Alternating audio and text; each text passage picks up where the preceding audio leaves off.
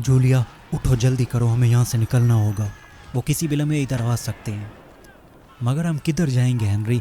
आगे सारा ड्रेडवुड का जंगल है, वो उन्हीं का इलाका है। जूलिया ने कांपते होंठों से कहा, हमें किसी भी सूरत कैसल फोर्ट पहुँचना होगा, जल्दी करो, हमारे पास वक्त बहुत कम है। और इसके साथ ही उन्होंने छत से नीचे पड़े घास के ढेर पर छलांग लगाई। नीचे आते ही वो दोनों दूर खड़ी घोड़ा गाड़ी की तरफ दौड़ पड़े। शहजादी और हेनरी को दौड़ता देखकर उन पिशाचों ने तीरों की बौछार कर दी कि इसी दौरान पीछे से आता एक तीर जूलिया के बाएं हाथ की एक उंगली काटता हुआ आगे निकल गया। जूलिया ने दर्द की शिद्दत से चीख मारकर अपना हाथ पकड़ लिया, मगर बजाय रुकने के वो मज़ीद तेज़ भागने लगे। वो दोनों इधर उधर होते तीरों से बचते हुए सामने खड़ी घोड़ा गाड़ी की तरफ दौड़ रहे थे। ये उन दोनों का वाहिद सहारा था इस रात आने वाली क़यामत से बचने का। हेनरी पागलों की तरह कभी इधर तो कभी उधर से शहजादी को बचाने की कोशिश कर रहा था। जैसे ही वो घोड़ों के पास पहुंचे, हेनरी ने तलवार के एक ही वार में उनकी रस्सियां काट डाली और लगाम पकड़कर उन्हें हाँकता हुआ बाहर की जानिब दौड़ाने लगा। वो जैसे जैसे बाहर निकल रहे थे, तीरों की बौछार भी वैसे वैसे तेज़ होती जा रही थी। सरपट दौड़ते घोड़ों से उन्होंने सराय के दूसरे गेट की तरफ देखा तो वो पिशाच उसके बाप बरसियानों को पकड़कर ले जा रहे थे। बरसियानों ने जब बेटी और गुलाम को जिंदा सलामत निकलते देखा तो चीखते हुए पुकार उठा, हेनरी, मेरी बच्ची को बचाना। जूलिया तक पहुंचने के लिए उन्हें मेरी लाश पर से गुजरना होगा मालिक। एक दूसरे से दूर जाती इन आवाज़ों में एक उम्मीद थी, एक खौफ था, एक मान और भरोसे का रिश्ता था। मगर ये वो आखिरी आवाज़ें थी जो वो एक दूसरे की सुन रहे थे। आगे ड्रेडवुड का भयानक जंगल था। हाँ, वही जंगल जिस पे ज़रका हुकूमत करता था। वो उन खून पीने वाले पिशाचों का मालिक था। स्पेन वाले ज़रका के कई कर्ज चुका चुके थे, मगर कई कर्ज शायद अभी बाकी भी थे। ज़रका अब ड्रेडवुड से निकलना चाहता था। वो अपनी सल्तनत को बढ़ाना चाहता था। उसके पास पिशाचों की एक ऐसी आर्मी तैयार हो चुकी थी जिसे रोकना कैसल फोर्ट वालों के बस में नहीं रहा था। वो खून पीने वाले दरिंदे अब इंसानों की दुनिया में बढ़े चले आ रहे थे। सैकड़ों सालों से चली आती इस जंग में ड्रेडवुड के पिशाचों और कैसल फोर्ट के इंसानों ने एक दूसरे का बहुत खून बहाया था। मगर जब से बरसियानों के भाई चार्ल्स ने बाप के मरने के बाद से हुकूमत संभाली थी, तब से उनके दरमियान छोटी मोटी झड़पें तो होती रहती थीं, मगर कोई बड़ी लड़ाई नहीं हुई थी। मगर अब ड्रेडवुड वाले पिशाचों ने पहल कर दी थी। उन्होंने तबले जंग बजा दिया था। अब ऐसी जंग शुरू होने वाली थी जो बहुत बड़ी तबाही ला रही थी। उधर पिशाच जानते थे कि बरसियानों की गिरफ्तारी उनके लिए बहुत कीमती थी, इसीलिए वो उसे बहुत तेज़ी से ड्रेडवुड की तरफ ले जा रहे थे। मगर इसके साथ साथ उन्होंने आसपास के पिशाचों को पैगाम भी भिजवा दिया था कि जूलिया का हर सूरत पीछा किया जाए। वो पिशाच बरसियानों के साथ साथ जूलिया को भी पकड़कर अपने मालिक के हवाले करना चाहते थे। ये बरसियानों पर कोई पहली बार हमला नहीं हो रहा था। वो ऐसे कई बार कर चुके थे, मगर हर बार बरसियानों उनके हाथ से बच निकलता था। मगर अब की बार उन्होंने उसे कैसल फोर्ट से बहुत दूर आ पकड़ा था। वो अपनी बेटी और ग़ुलाम के साथ सिर्फ चंद मुसाफिरों के पैरे में एक बहुत बड़ी कारोबारी डील करके वापस कैसल फोर्ट जा रहा था। वो आम तौर पर ड्रेडवुड के जंगलों के अपोजिट वाले रास्ते लेकर आता जाता था। चूँकि वहाँ उनके अपने बॉर्डर वाले सिपाही मौजूद होते थे, इसलिए बहुत कम मुठभेड़ का ख़तरा रहता था। मगर इस बार मौसम की ख़राबी की वजह से बरसियानों ने यह सोचकर ड्रेडवुड के साथ वाला रास्ता लिया था कि उसे किसी ने पहचाना नहीं होगा। मगर ये उसकी बहुत बड़ी गलत फहमी थी। वो पिशाच उस पर मुसलसल नज़र रखे हुए थे, इसलिए जैसे ही वो रात होते ही सराय में आराम करने पहुंचा, वो पिशाच आ गए। उन्होंने आते ही एक एक करके पहले सारे मुहावज़ों का काम तमाम किया और फिर सीधा बरसियानों के कमरे में पहुंचकर उसे पकड़ लिया। वो इतना तो जानते थे कि बरसियानों इधर मौजूद है, मगर जूलिया के बारे में उन्हें कोई इल्म नहीं था। मगर घोड़े वाली बग्गी की तरफ भागते हुए उन्होंने शहज़ादी को पहचान लिया था। वो जानते थे शहज़ादी उनके लिए कितनी कीमती थी, इसलिए अब वो उसे पकड़ने के लिए निकल चुके थे। आगे पूरे 2 दिन का सफ़र ड्रेडवुड के जंगल थे। यही मौका था उन पिशाचों के पास और वो इसे किसी तौर पर गंवाना नहीं चाहते थे। अब 18 साल शहज़ादी की ज़िंदगी हेनरी के भरोसे थी। हेनरी मोराको का एक हबशी ग़ुलाम था।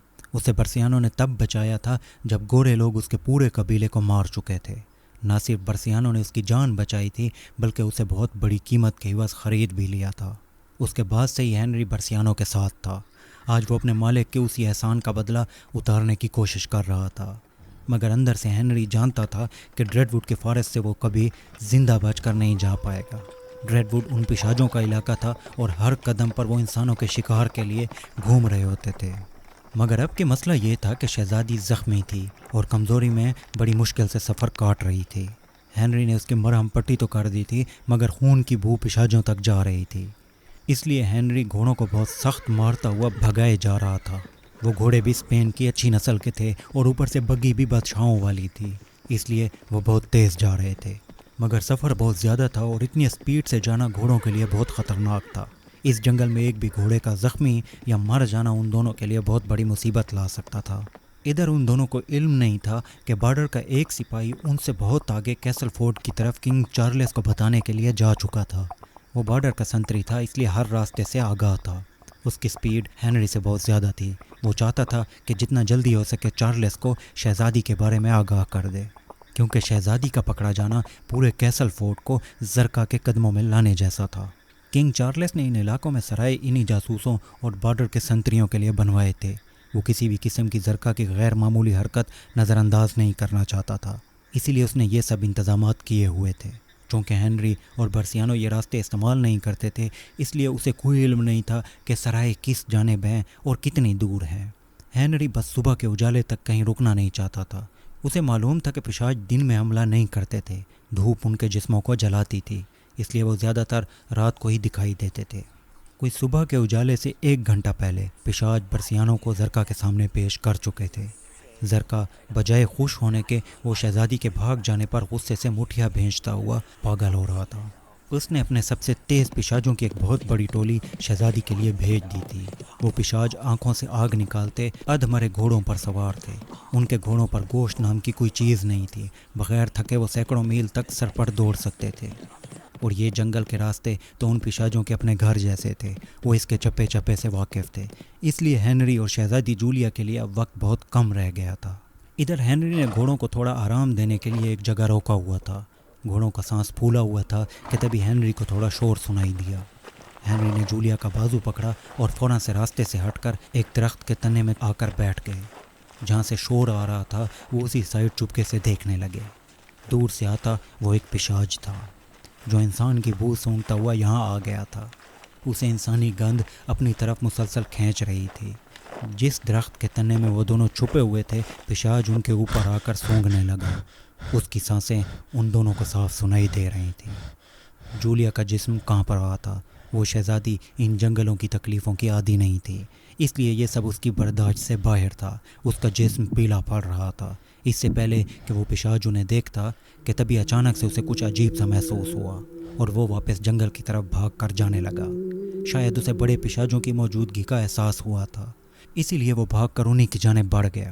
ہنری نے جیسے ہی یہ منظر دیکھا فوراً سے گھوڑوں کو لے کر یہاں سے نکل پڑا۔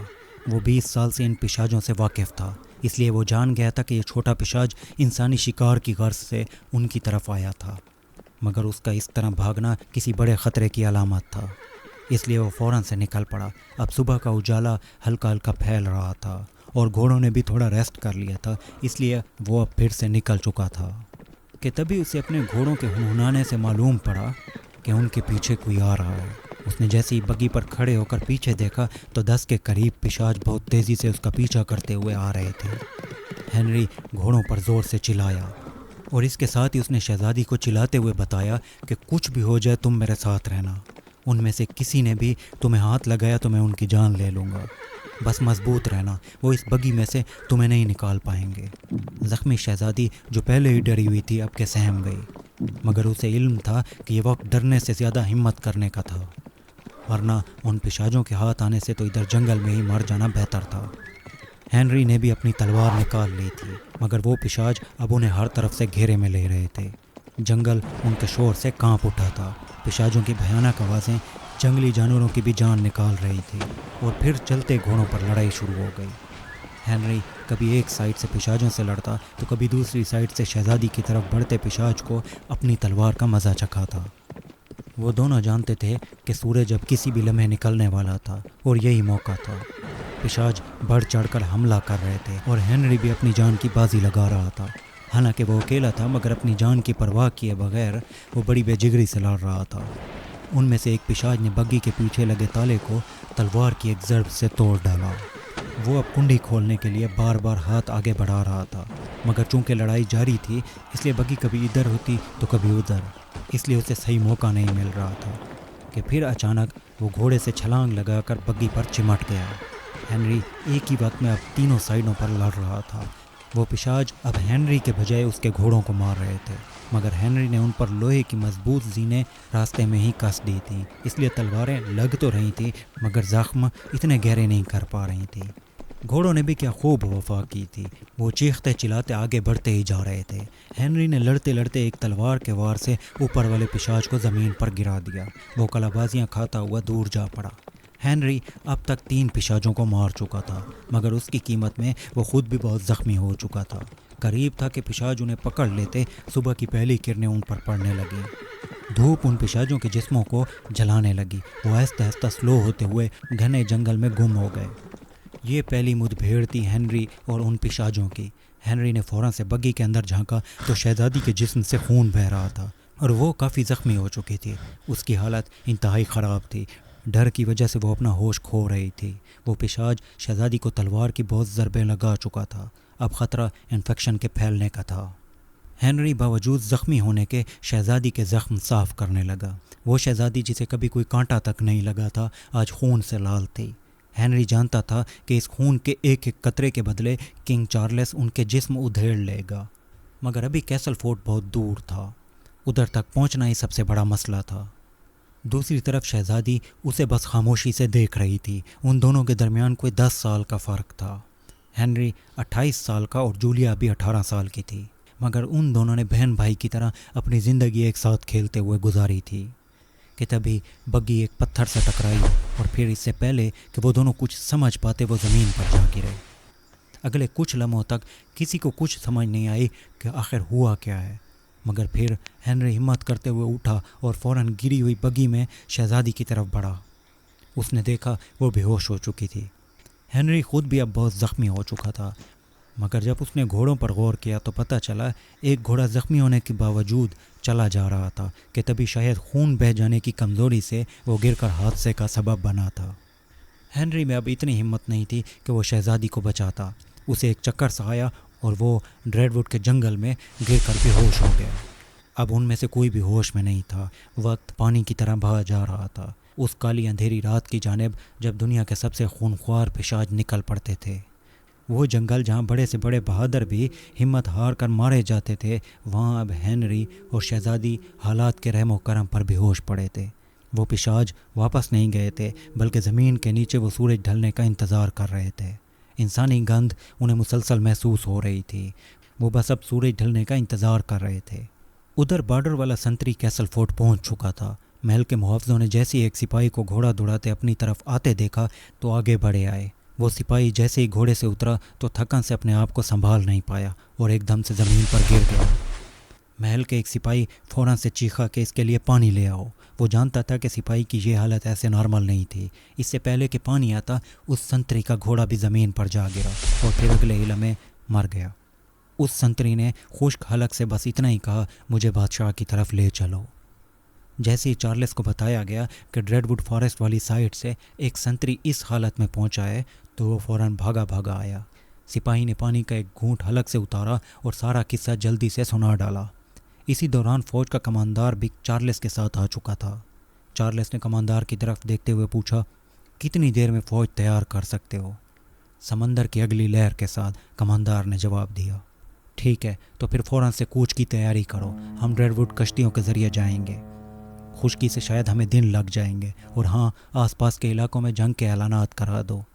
مجھے بہت بڑی فوج چاہیے، اب ہمارے پاس وقت نہیں ہے۔ اس کے ساتھ ہی شہزادی کے اغوا کی خبر جنگل کی آگ کی طرح پورے شہر میں پھیل گئی۔ پھر تو جیسے شہر میں کوہرام سا مچ گیا۔ وہ سمجھ رہے تھے کہ برسیانو اپنی بیٹی کے ساتھ اغوا ہوا ہے، اس لیے سب فوراً سے لڑنے مارنے پر اتر آئے تھے۔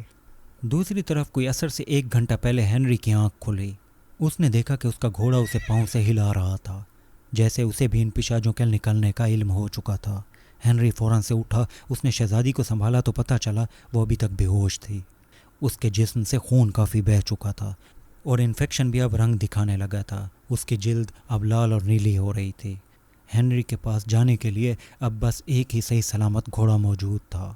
اس نے جولیا کو اٹھا کر گھوڑے کی پیٹھ پر ڈالا اور پھر خود اس کے ساتھ ساتھ جلدی سے بیٹھتے ہوئے چل پڑا۔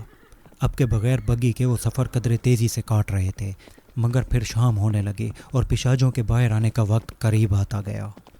تھوڑی ہی دیر میں جنگل سے آتی ہر آواز خاموش ہو گئی۔ جنگل کے چھوٹے جیووں سے لے کر بڑے جانوروں تک سب ڈر کر چھپ گئے۔ جنگل میں بس اب ہنری کے بھاگتے ہوئے گھوڑوں کی قدموں کی چاپ گونج رہی تھی۔ ہنری اب ان کی موجودگی کو محسوس کر رہا تھا۔ وہ آ چکے تھے۔ ہنری بھی اب تیار ہو چکا تھا۔ اسے آس پاس کے ماحول سے اندازہ ہو گیا تھا کہ کسی بھی لمحے وہ اب حملہ کرنے والے تھے۔ یہ ایک دم سے خاموشی انہی کی موجودگی کا اشارہ کر رہی تھی، اور پھر ایک گھوڑے کی سر پر دوڑنے کی آواز ہنری کو سنائی تھی، اور پھر دونوں سائیڈوں سے وہ ہنری کو گھیرے میں لے رہے تھے۔ ہنری نے گھوڑے کے پاس ہوتے ہوئے بس آخری بار اس کے کان میں کہا، کچھ بھی ہو جائے آج ان کے ہاتھ نہیں آنا، شہزادی کو کسی بھی صورت کیسل فورٹ لے جانا، باقی میں سنبھال لوں گا۔ اور اس کے ساتھ ہی اس نے گھوڑا ایک دم سے دائیں طرف والے پشاج کی طرف موڑ دیا۔ اتنی جلدی میں وہ پشاج سنبھل ہی نہیں پایا تھا کہ ہنری کی تلوار اس کی گردن کاٹتی ہوئی آگے نکل گئی، اور پھر بجائے آگے جانے کے ہنری گھوڑے کو جنگل کے اندر لے جانے لگا۔ وہ پشاج بھی اب اس کے پیچھے پیچھے آنے لگے کہ تبھی ایک پشاج کا تیر ہنری کے کندھے کو پیچھے سے چیرتا ہوا آگے سینے سے باہر آ نکلا۔ ہنری خود کو سنبھالنے لگا، مگر شاید اب بہت دیر ہو چکی تھی۔ وہ پشاج اب دونوں کو گھیرے میں لے چکے تھے۔ وہ انہیں زندہ پکڑنا چاہتے تھے، کیونکہ اگر شہزادی ماری جاتی تو زرکا انہیں ایسی سزا دیتا جو ان کے وہم و گمان میں بھی نہ ہوتے۔ اسی لیے وہ تھوڑی احتیاط سے کام لے رہے تھے۔ ایک پشاج نے آگے بڑھ کر زخمی ہنری سے گھوڑے کی لگام کھینچ کر اسے روکنے پر مجبور کر دیا۔ جنگل ان کے شور اور چیخوں سے لرز رہا تھا۔ رات کی آوازیں بہت دور تک جا رہی تھیں۔